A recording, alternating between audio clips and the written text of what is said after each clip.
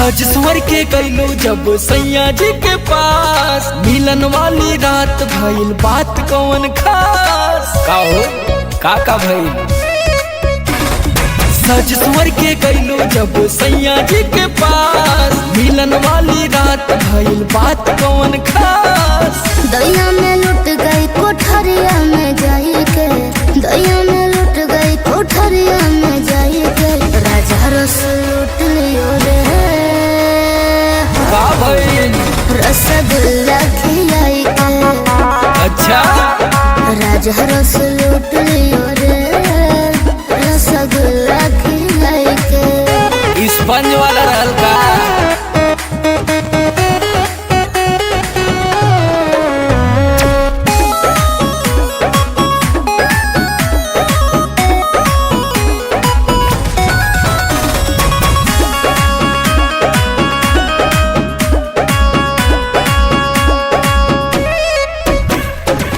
गोट गोट पी गए दूध के गिलास रे, तोहरो मीठा वाले होई पियास रे।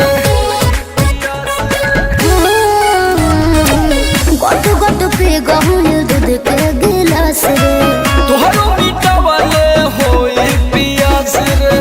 फोड़ दिया चूड़ी मेरा घुंघटा उठाई के, फोड़ दिया चूड़ी मेरा घुंघटा उठाई के, राजा रस लूट लियो रे।